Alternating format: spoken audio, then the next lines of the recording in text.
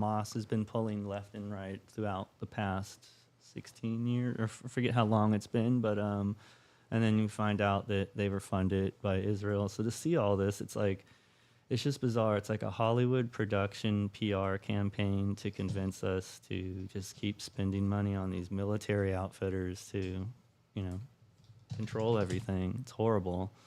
And most people don't really, they don't have enough memory to connect with, to think back, in the late 90s when Israel did this the last time, blowing everything up and killing children and women, and this just continues to happen, and we just keep funding it. So it's indicative of how mindless Americans have become. This sad consumer-based populace that doesn't care about anything as long as keep the lights on. I think what concerns me about it is that they don't even, like, this isn't ancient history, Like, I'm not that old, and this all happened in my adulthood, and I've been watching just the WMDs. Like, that's not enough. And then the COVID hysteria, that's not enough. Like, we can't get any sort of recollection of what's transpiring. The lockdowns just ended a year ago, and people just buy into the next propaganda campaign. It's very disheartening. And then financially, a lot of people kind of justify it with like, hey, we need to support the U.S. economy, but in reality, we're draining the U.S. economy and creating a very difficult situation for the middle class, the poor people in this country that are absolutely being screwed over by this specific socioeconomic kind of larger military-industrial complex hijacking of our normal society. Yeah. So it's just for people to explain what was happening with YouTube. There was a link, and then there was a new link created. We are back on the original link, so just share this broadcast with your friends and family members. There's a little bit of confusion. We're still live on Rumble, of course, and Twitter and Facebook. So just make sure if you are on YouTube, spread the new link that came out there. There's a little bit of confusion, so everything should be working and everything should be good now. So share the link and share the broadcast with you. But financially, I think there's a lot of troubles ahead. I think the system is trying to uphold this economy as much as they can before the next election, but they're having a lot of difficulties doing that, as of course, the price of Bitcoin, the price of gold has been up dramatically. Record high, actually. Gold hit its all-time high briefly at like 2150 per ounce. Obviously, Bitcoin temporarily hit a much higher figure a little over a year ago when it touched 70, but it's at 42 right now or thereabouts. This is all from an Austrian economics perspective, this is very clear what's transpiring. There has been too much printing. There has been too much borrowing and spending from the federal government my entire life, but very dramatically so over the past 3 years since the COVID hysteria. And this is the price that we pay. But unfortunately, because we're dealing with inflation and we've already had Jerome Powell doing a record interest rate hiking cycle over the past year and a half, we're walking this razor's edge where we're trying to balance it, where we crush inflation, we get it so that the prices stop escalating so rapidly, but we don't drive ourselves into a depression. And they're trying to find that balance, and it's virtually impossible because there's trillions of dollars that have been created out of thin air over the past 3 years. So it's like, well, how do you find that balance? And I'm not sure that they can. Well, nobody knows how to think for themselves anymore, and so it's like it's this program that we're all under. We're all being like hurdled around here, and most people are not even aware of that. They don't even want to accept the fact that this is just one big Hollywood movie production that we're experiencing. You mentioned a moment ago from COVID to this, and that's the most amazing thing to me is how many people have just continued to acquiesce and just go along with whatever is the groupthink herd mentality, and that there's just no question still, like after all that we went through for the past 3 years, to just drop World War III, to drop the potential of that on us is it's just amazing that people are not like, now stop this, stop it, just stop it. I've had enough of this. You're not doing this to me anymore. What's weird to me is that, for me and most everybody in this room, I'm sure, our backbone has strengthened over the past 3 years. It's been like, I went from being a skeptic and an inquisitive person to like an outright defiant human being, you know? It's been some confirmation. Right. But a lot of people, I feel like they had little will to begin with, and it crushed the remainder of it. And now they're just like adrift in the void, accepting whatever propaganda comes into their eyeballs, and they're like, "Yes, sir." I'm like, Yeah. "What? Well, how have you not learned? Why are you not upset?" Terrified of what the outcome of their lack of participation might mean. Yeah. Well, or social ostracization, I think, is really what most people operate off of. Yeah. And the truth is, like, there's an entire community waiting for you out there if you'll just leap into the void. Like, we're here. I know it seems as if we're not real people. We're real. We actually know a lot of people. And I've made thousands of new friends by taking this stand that I have. So I'm trying to encourage people. Don't give up hope, I guess. Yeah. No, absolutely. I mean, there are a bunch of NPCs. There are a bunch of people who, of course, are just like, hey, what's the next profile thing I got to put in there? What's the next square or cube or like order that I have to follow in order to be trendy and cool with everybody else? But I think a lot of people are also dropping off when it comes to that particular mindset, as the last 3 years, especially with the health scare, or the weapons that were engineered genetically against the people of the world and then released to create a problem reaction solution situation that eviscerated their rights and financial security. When they dealt with that, I think you really have to be either Helen Keller or just absolutely a low IQ idiot not to understand that the system does not have your best interest at heart. I think a lot of people are skeptical. I think a lot of people have awoken. I think the perception of people being these kind of useful idiots is something that is useful for the system itself that likes to perpetrate that kind of ideology, because when they do, you kind of lose hope on humanity. And I think a lot of us are more open and more understanding and more distrustful of a system that absolutely used and abused us within the last few years and doesn't give a damn about us. And I think that's becoming more self-evident. There are some people that, again, just trying to put their heads in the sand. They're just total ostriches with their buttocks up in the air, ready to be consumed by the predator globalist class. But those individuals, a lot of them are dealing with things like myocarditis. A lot of them are dealing with some very serious situations that, when it comes to inducing a lot of seed oils and high fructose corn syrup, aren't in the best kind of situation. We got a super chat here by Red Viking, who says, "You're so late. Is this bread tube? My dinner is cold." Red Viking, we apologize. We are on one new link on YouTube. Now we're on a better link. There are some problems with Rumble now, and we are making sure that the Rumble link will work now, as of course. Goodness. Lots of problems popping up nowhere. I'm trying to fix it. I'm like the freaking tech guy with like being in a submarine, and there's like one little leak here, one little leak here, one little. I'm holding it down as much as I can here. You're doing great, Luke. But I'm going to get back to Rumble and make sure we're still on the Rumble. Well, let me give some scale or perspective to people on this, just to show how dire our financial situation is. We're about to hit $34 trillion in national debt, which, if I have to explain further from there, you probably aren't good at math. It's an astronomically high figure. I'm not very good at math, but that's the highest we've ever been, is it? Yes, yes. Isn't that like a stack of $1 bills from here to the moon? It might be multitudes past the moon at this point, but yeah, it's totally unpayable, completely unpayable. But this is the important thing to understand. Because of Jerome Powell's hiking cycle, which now has the Fed funds rate north of 5%, as they roll over our national debt, that means that the T-bill rate that they pay, basically the price of money that the government pays for having borrowed it, already, mind you, the interest on our national debt is larger than what we spend annually on our national security, our national defense force, which, might I add, is many multitudes larger than any other nation on earth. That's how much we're paying in interest alone on our debt.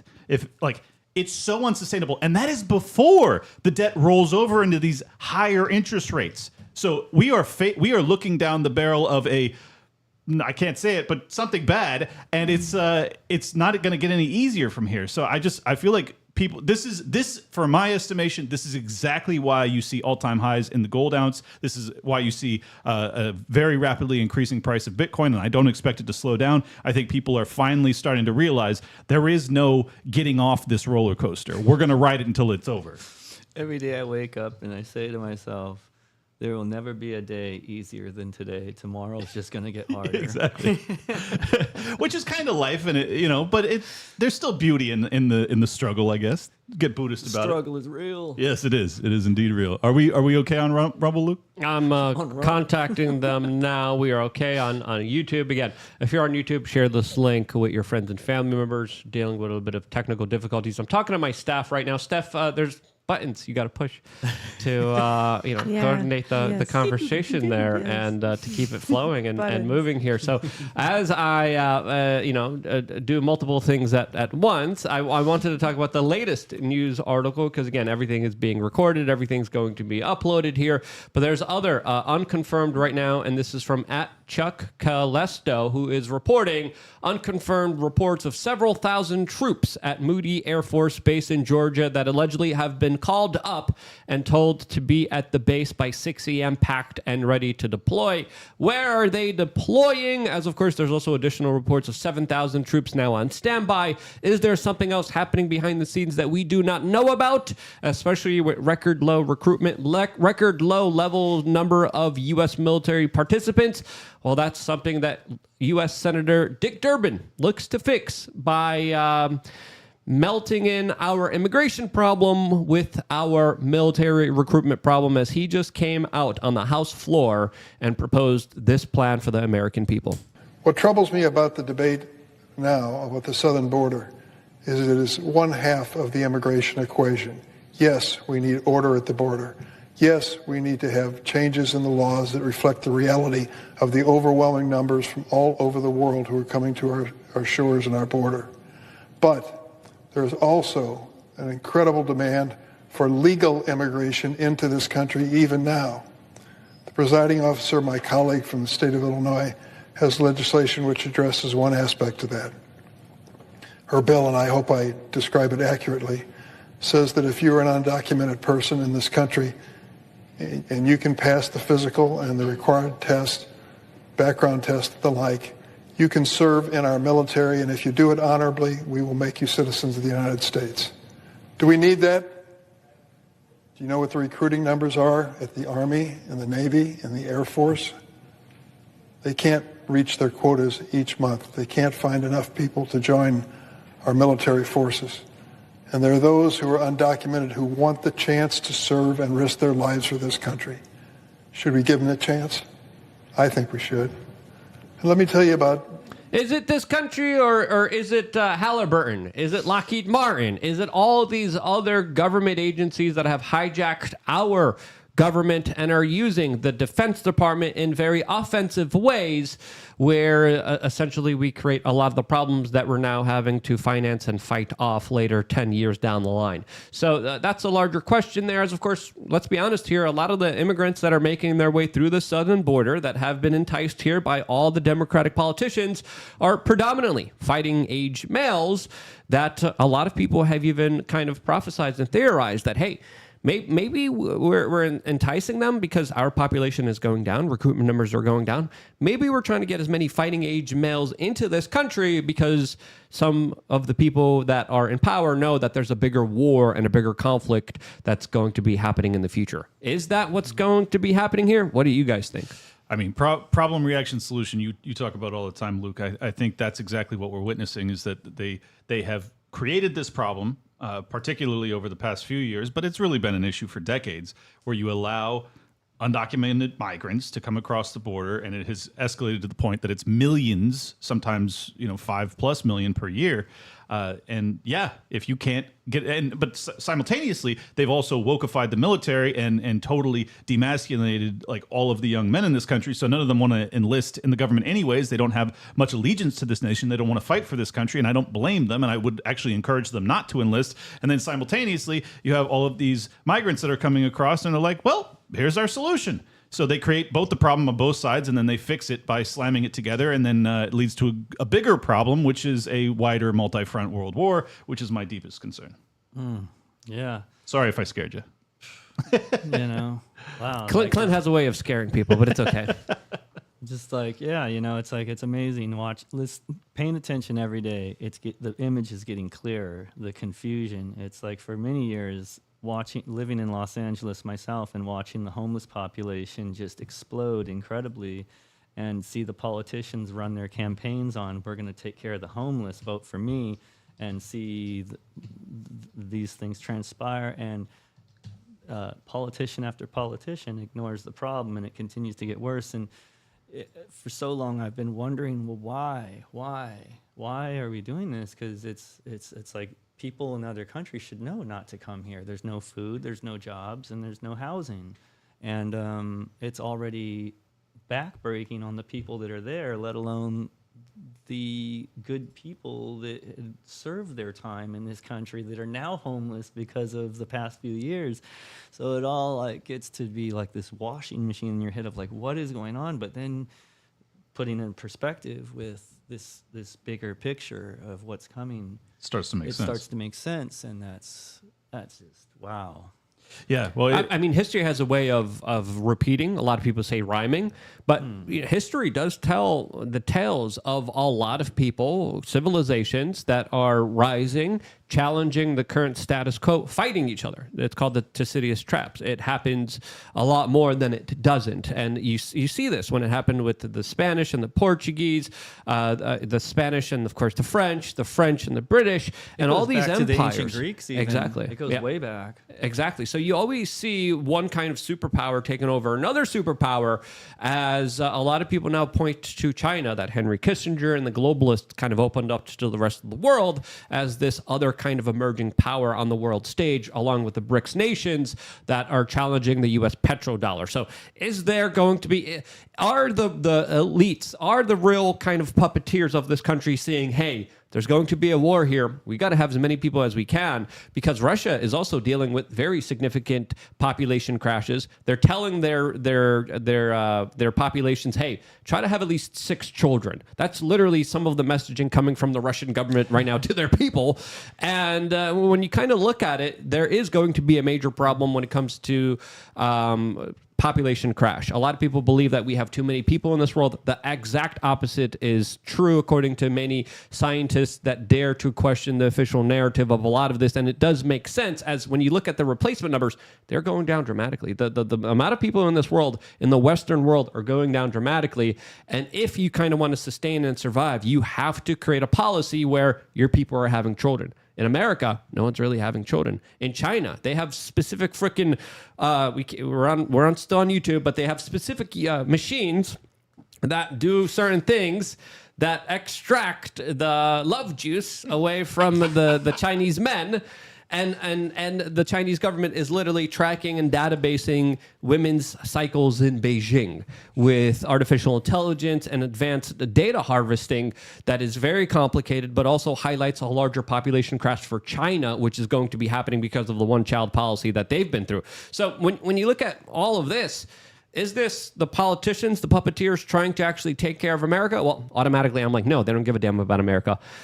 Is this a way to replace the local population? Is this an attack on Western civilization? I don't know how you see it, but Mir, you spend a lot of time in California. You see a lot of this stuff firsthand. I don't know if you want to share some of your experiences or your theories here, but it definitely is concerning either way you look at it.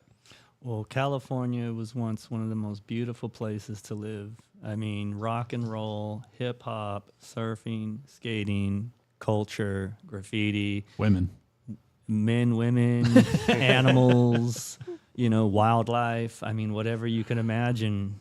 It was a paradise, and it has been completely turned upside down, inverted into kind of just a mad farm, of crazy people. And, you pay attention to society around you, and everything is feeding into more of the chaos and creating an obsolete situation for everyone. What blows my mind is that you have kind of these scions of progressivism that have presided over this collapse, right? Yeah. Like, these are the people that give all of the same talking points of the modern Democrat Party when it comes to income inequality. There is no worse income inequality than in California and New York. That is where you have the uber wealthy and then basically just just terrible poverty that's very, very widespread, as you've seen with the homelessness crisis, which has escalated. Just one point I wanted to add to what Luke was saying about the population decline that's happening in Russia. It's also happening here. You have to have a 2.1 per family replacement to try and even keep up with, so you don't actually have a population implosion.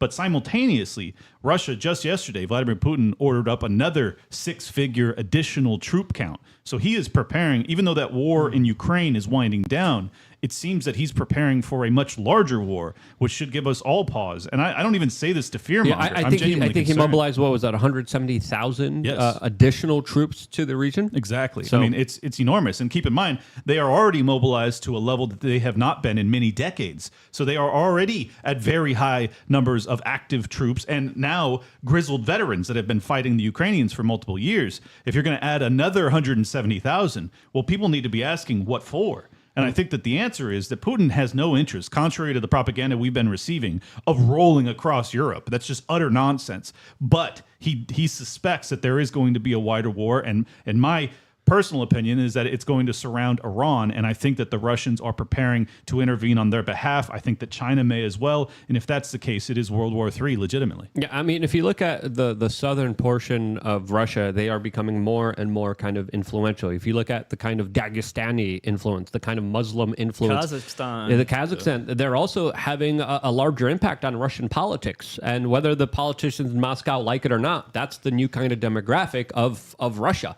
Even Dana White came out and said, hey, it could be a bunch of Dagestanis that are going to come here and destroy the soy boy effeminate males that we have here that, of course, wouldn't be able to defend themselves against a group of men who say, hey, now this is ours. And that's the reality of the world that I think a lot of people kind of fail to kind of understand here, because what's going to be the future in Russia? I mean, history always tells a very interesting tale with Russia. They always kind of start off their wars in a very horrible way. They always lose a lot of resources. They lose a lot of men. But specifically when it comes to, things like the 1930s and the 1940s, more specifically, whenever the Russian war machine gets mobilized, it is extremely difficult to stop. It is something that, of course, ramps up and steamrolls through their enemies in a very effective way. So that history right there is a little troublesome, especially with now the more mass mobilization of the troops there. And I would kind of say, Clint, I would even disagree a little bit. I would say, hey, Russia's in a position where, okay, we just took a big portion of Ukraine. Why not take another big portion of another country or another region? Georgia looks appetizing. Lithuania looks appetizing there. Poland's on the border there, even though they're a NATO state, but the blinds have been blurred as NATO has been directly participating in this war against Russia. So I think anything and everything is plausible. And with the way that Russia is preparing itself to be the #1 kind of nuclear prepared country in the world, hey, this could not be good for everyone. Yeah. Man, it's really interesting to think about Russia in all this context, too. Historically, I've been doing deep dives into the historic narrative and just the alternative histories, and also the ones that are right there in ancient books like the Bible and whatnot. But Russia has had Russia has been the object of European hatred for a very, very long time. And it goes way, way back to, pre-Khazarian Empire, Iranian Empire. Literally goes back to ancient Greek and Mesopotamian times. Yeah, the Mongolians, Napoleon as well. There's so much history there. It's crazy. So much hatred for what the Russians have done to the Middle East or to Europe.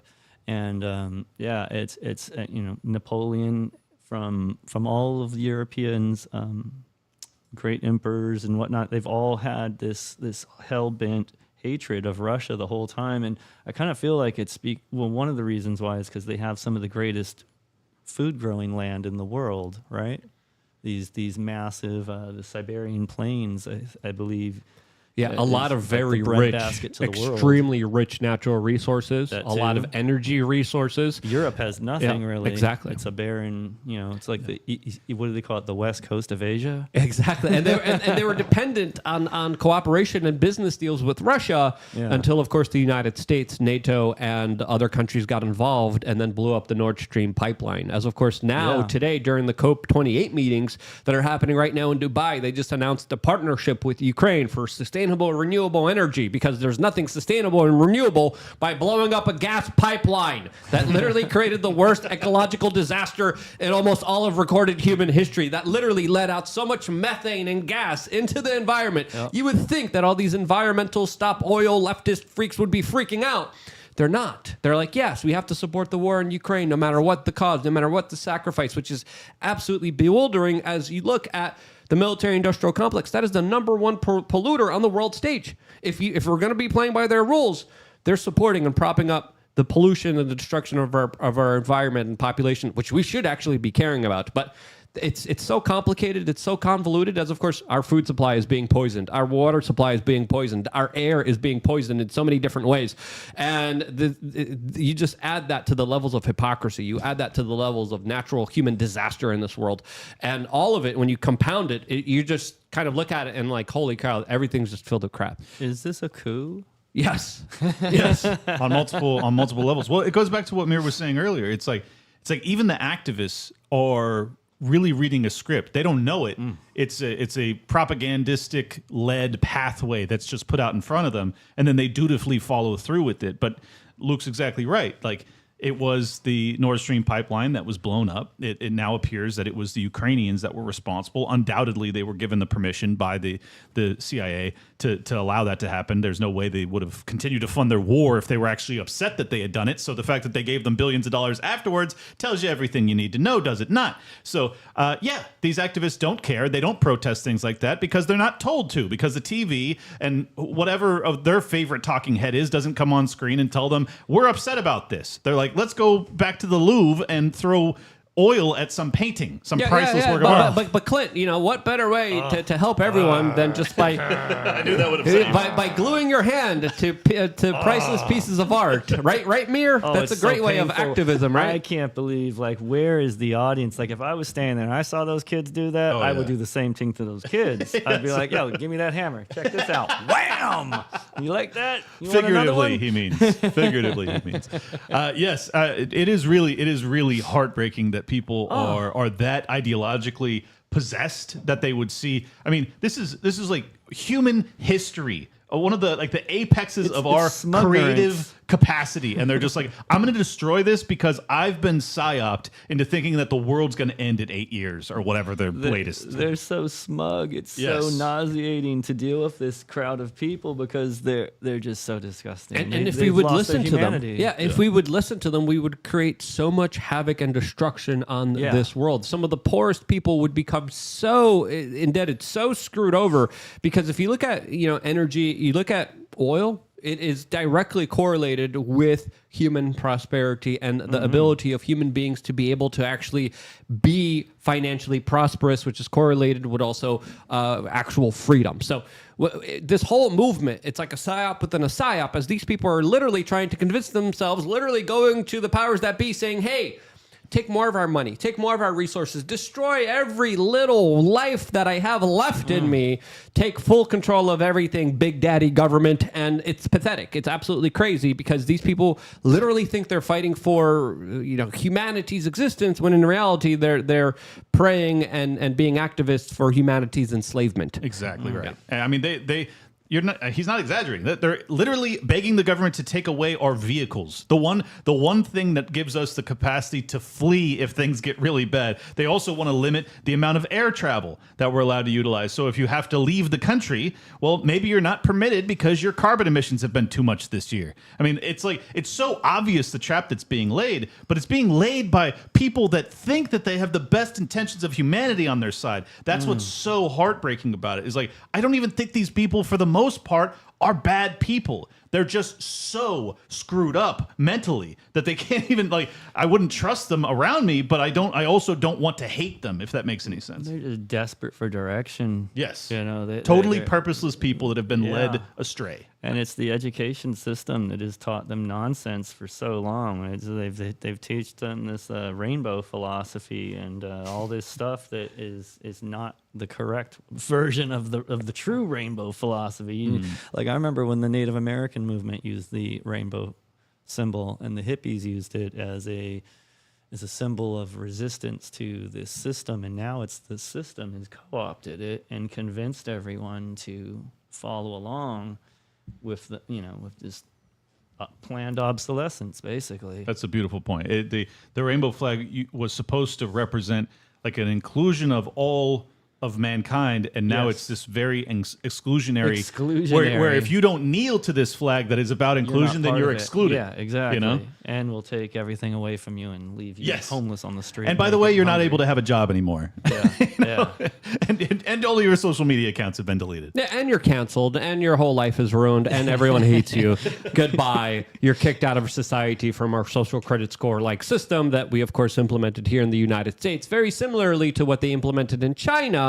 But in China, people even argue that it's for the benefit of keeping social order. Here, I think it's particularly meant to create and sow chaos and division within our society that many powerful people, of course, play on and benefit off of, because when we're fighting each other, we're not really looking at the true source of our problem as we see our fellow man as the problem here. Oh, it's the immigrant here, or it's the guy who's a different race than me, or a different gender than me, or a different age than me, or a different community than me. Anything they do to just be able to separate us, put us aside and say, yeah, fight now.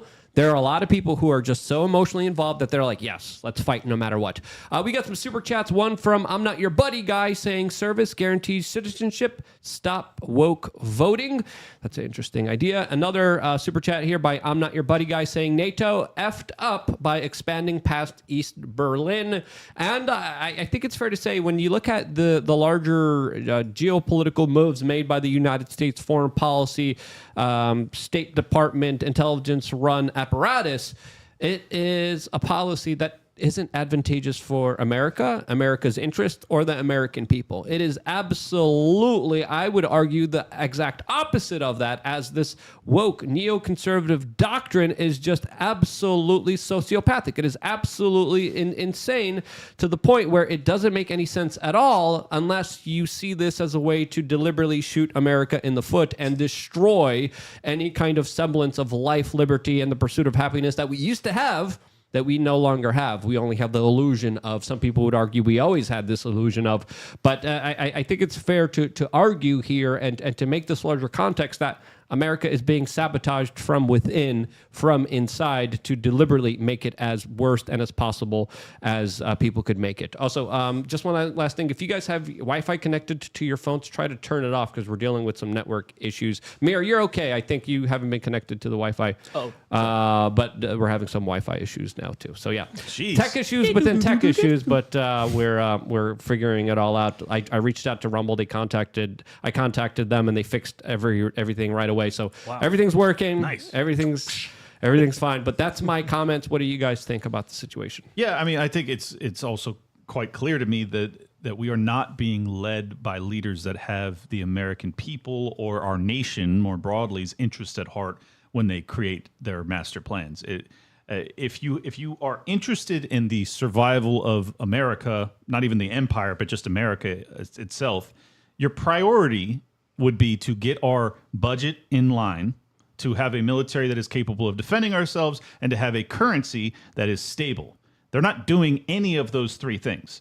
And to Luke's broader point, I think that the whole reason that the NATO alliance was so powerful, and as that commenter said, why it was such a catastrophe to move past East Berlin in the expansion of NATO, the reason that those nations acquiesced to that, the reason that they wanted to be members of NATO is, one, obviously they have a lot of bad history with Russia. That's totally legitimate. I'm not going to downplay that. But the main reason that they wanted to be aligned with the American empire was not necessarily about our military might, but the power of the US dollar. And if that ends, which it appears that it will in our lifetimes, if not relatively soon, well, then many of these nations are going to be reassessing that equilibrium. Do we want to be aligned with the American empire, which is in decline, or do we want to be aligned with the BRICS empire, which is in its rising state? I don't know. I think they're going to have to really reconsider that, though. Yeah. I was just thinking about what you were saying about, the condition of Americans. After watching what happened in Lahaina and watching what's happened around the country with all of our disasters, it's like the survival program that everyone should be getting hip to at this point is independence and critical thinking for themselves, and not waiting for the parental system to fix their problems any longer. It's like everyone should already know that that's dead and over and gone, that we've moved on from that reality. And it's sad because, what is America? It's like 800 million, 900, how many? Oh, people? Yeah. No, 350. 350 million in Yeah. America? Okay. Well, Documented. Yes. The undocumented. Well, ones. maybe It could be 400. right, yeah. I don't know. for some reason, I thought we more than that. But yeah, it's like the majority of these people do not think for themselves, and they're just waiting, Clearly. like waiting for the mail to show up with direction, or waiting for the, Yeah. the channel to tell them, or But- whatever. but it Or some is. politician to come in and try to fix everything for them because, voting once every 4 years really does everything for you and really solves all your problems, said no one Yeah. paying Yep. attention to the actual problems that we're dealing with. I think- and you made a very good point. People need to really take personal responsibility upon themselves and their actions Yeah. and what they do every single day, and understand that they're only responsible for themselves and no one else. And until we do that, and until we stop this larger illusion of this voting kind of ritual every 4 years, I think then and only then could we really face the real problems and consequences in society and actually fix them. Yeah. Wake up to the true danger that we're actually all living in. It's Yeah. like, it's Exactly. And I feel like a lot of us have, maybe looking back, have been there. We've all had our own points of awakening, of points where we've said, wow, like, oh, look what's going on here. I feel like we have to give a chance. A lot of these events that are occurring right now are to give a chance for that the whole populace, the whole collective consciousness can start to wake up too. Like, we've been on this path for a really long time, and we are continuing to help other people get to where we were once. I think that it's important to remember that we're all a team here, and some people wake up at different times, and we've all been there where we can remember where, like, whatever it was for you that woke you up. Like, for me, it was GMOs. That was the thing that got me all into getting my own gold and silver, listening to Alex Jones, all of that. There's always like something, and maybe Yeah. there's different points where you find that you will wake up and go even deeper into that awakening. And I feel like we should remember that it's a process. Yeah, you're obviously you're right, but I think that we all have been offered a bounty of catalysts to start that path over the past few years. So I'm getting to the point where I don't trust. Like you said, that we're all on the same team. Respectfully, I disagree. I do not believe that The team of the human race. I'm saying we're all human beings. We're all part of this. Yeah, grand I have love for place. every human being on earth. I have love for, but the reality is this: they are not going to help me get to where I need to go. So, are they on my team? If that's the case, if they're dragging me off a cliff and I kick their hand off my ankle, am I their enemy, or am I trying to save myself because I realize that they're going These the are wrong good direction? questions, and Well, that's I all also encourage in a little everyone bit to of- reflect. That's also in a little bit of context too. We're all pitted against each other right now, and Yeah. so it's I don't kinda like it. hard to see that we're on each other's side when we're pitted against each other. Right. But when this world is suddenly faced with something else, and we have so much strange stuff going on right now that we can't really get a full grab on, we might see some of the people that we don't find a fond friendship with suddenly being like the most important person in the world to us, based on maybe a tsunami brought us together. Yeah, who knows? Or you a know. conflict in the Middle East that is Yeah. now converging voices, with Destiny and Ben Shapiro being in the same pod of political expression. Radiation, it's getting me. Let me in, please. Yes, might come in. Destiny, you're welcome in my bunker, even though you led us towards World War III. You should have listened to me. Come in, my children. So there's also other news reports coming in of a potential deal that could be made between Russia and Ukraine, as we have some reporting from Simon Hirsch. He's been releasing a lot of very interesting information around a lot of recent military-industrial complex developments all around the world. But now he's reporting that there is a truce, that there is a peace deal that is being negotiated between Ukraine and Russia secretly behind the scenes that will now allow Russia to have 4 new additional regions to their country. Those regions are, of course, all along the southeast portion of Ukraine, centered around the land bridge for Crimea. Russia also allegedly will get security guarantees for Crimea. Ukraine will get the ability to allegedly join NATO as long as NATO troops are not stationed on its territory. And Ukraine also gets to regain their territory and control of Odessa and have access to the Black Sea. So that's allegedly part of the negotiations that are happening right now. Is, of course, Elon Musk even came out and talked about this many months months ago, which he was viciously attacked for. And it looks like this is a deal that is somewhat reasonable, even though Ukraine is going to lose a significant amount of territory, as it's important to note here that they still don't have full control of the Kherson and Zaporozhye region themselves. The Donetsk and Luhansk region have been in separatist territories for a long time, but I think it also goes after the main interest of Russia, which is Crimea. It's access to the Black Sea. It's access to an open, warm ocean port, that a seaport that, of course, allows them to have more mobility and more of a presence in that particular region. Is this a peace deal that you guys think is reasonable, or do you guys think it's unreasonable? It's beyond reasonable. It's actually what it's it's approximately what was the tentative agreement in March of 2021. No, two. It's very frustrating that so many otherwise alive people had to perish to get us here. But the reality is, Ukraine's going to lose some landmass, and they've already lost an entire generation of young men. It was all avoidable, and Boris Johnson and our State Department has a tremendous amount of blood on their hands, and I don't think that they should be forgiven, and I don't think the American people or the people of the world should let that go.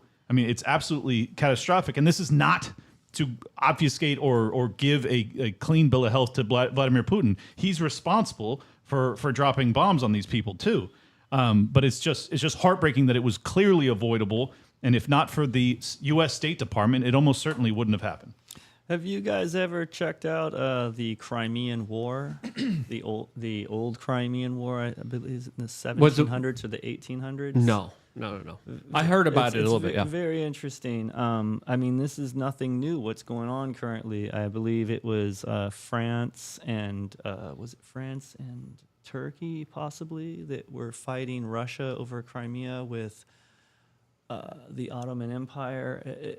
I forget the specifics about it, but that sounds right based off of era. This war that's going on there is more than hundreds of years old. And it goes back so far. I was mentioning earlier how Napoleon was invading Russia, and it goes back so far, and it really gets down into some other politics that we don't really have in our history books. Mm-hmm. Like these bloodlines, these families, these royal historic. Are you a Sam Tripoli listener? No. Okay. He on Tinfoil Hat. Yeah, I listen to him. He's a buddy of mine now.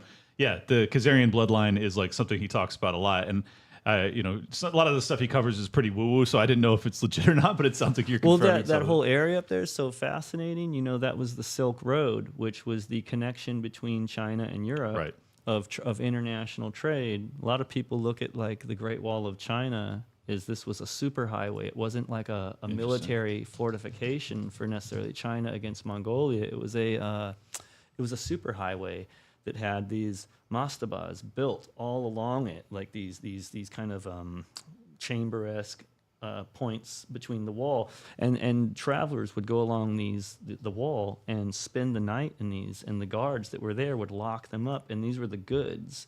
And so throughout the day, all these doors would be open, and there'd be trade moving along this walled system. So it was a defensible exchange route. And so it's like a highly advanced technological kind of history that has been removed from our narrative and our history books that we don't really know about. And I think there's a lot of examples of that. And there, like a lot of people are unaware that Siberia is not just a barren territory of trees and what would you call it? The Tundra. Tundra. Thank you. Yes. Thank you. And an event happened there hundreds of years ago, and one of the events was the Tunguska event, which was a large meteorite that it had an airburst explosion and destroyed hundreds of miles of forest and changed the environment and I believe even the magnetism of our Earth. It was so powerful. That was just a couple decades ago, wasn't it? No. The Tunguska event, I believe, was in the 1800s. Oh, okay. I'm thinking of there was another one that happened over Siberia that blew up in the air. Oh yeah, that was the Chelyabinsk. Okay, that just happened a few years ago too. It blew out all the windows. Right, and it was right, brighter right. than the sun. Yeah. Yeah. So, But it was actually on video. It was wild. yeah, that was amazing. Yeah, I want to get into that. I want to get into ancient civilizations. I want to get into all that other stuff. As of course, we have a lot of other articles. One from the Daily Mail talking about how Putin will use a nuclear weapon. There's another article no. talking about. Supersonic. Yeah, there's another article talking about how Putin responded to someone by saying, quote, "I don't have a bad day because I'm not a woman." Allegedly, this is what he said. We're going to be discussing that plus a lot more, as well as playing the latest GTA trailer that looks like it has just been leaked on rumble.com/we are change. We are making sure that there's going to be no technical difficulties, no more problems. We're working very well right now. Everything's going off very swimmingly, as of course I was able to fix all the leaks happening in this live stream, and everything right now is working great. So we're going to be transitioning this conversation into a less family-friendly conversation that is going to be happening right now on rumble.com. To find us, all you have to do is literally just go to rumble.com. You could also just go to rumble.com/we are change, and you could see us there, or just the main website, rumble.com, as of course they are featuring us very prominently right here on the front page, as we are one of the first videos there recommended to everyone. Rumble, again, is doing a lot of really awesome, incredible things when it comes to fighting for free speech. And this is why we are transitioning this conversation over to a free speech platform where we get to fully unleash and get into all the nitty-gritty, get down the rabbit hole, and get down into some really crazy, interesting conversations about art, about civilization, about controversial theories that we could only have on Rumble. So if you haven't signed up to Rumble yet, sign up and subscribe. Click the notification button. You could also get the application on your phone. And when you do, we greatly appreciate it, because it's more imperative than ever that we vote with our attention, with our clicks. Where we go, where we put our energy and thoughts into is incredibly important. And sadly, on this particular platform, on YouTube, a lot of speech is censored. A lot of speech is limited. A lot of conversations are hindered because we can't fully get into it, because YouTube doesn't like some news reports, doesn't like some opinions that believe that you guys don't have discernment enough to, of course, figure out what is true and not true yourself. That's a very limiting belief. It's a very childish belief. We don't believe in that. We believe in free speech. You believe in it too. Go to rumble.com right now. Before we leave YouTube, Mir, where can people find the amazing artwork that you do? Right now, my website is we're rebuilding it, but it's mir1.com. I'm also on all the social medias, Twitter or X, Mir1, at Mir1, and Instagram is Mir_1. And, you never know. It might be on your street corner or your local freeway or your, side of something. Well, the art that you do is extremely inspirational. It's extremely just incredible. We're going to show, I think, some of the art that you do, because it really is. It's not just thought provoking, but it's like matrix breaking, I would say. But we're going to go into that, because I know you've been accused of a lot of horrible things by the media establishment for your art. So we're going to get into that, plus a lot more. Clint, where can people find you? Well, before I tell you guys where to follow me, when your show in Miami begins, when runs till when? Yeah, Wednesday, 11 a.m. at the Museum of Graffiti, December 6th in Miami here during the Art Basel Worldwide Art Show. It's a great event, and his art is phenomenal. Make sure you guys come and check him out. I am at Liberty Lock Pod on X. Make sure you follow me. Just hit 113,000. Thank you guys for the support. YouTube, Rumble, Liberty Lockdown, and I also do a show called Tower Gang. But I'm most proud to be the co-host of this fine program. Make sure you subscribe. Steph. I am Steph at We Are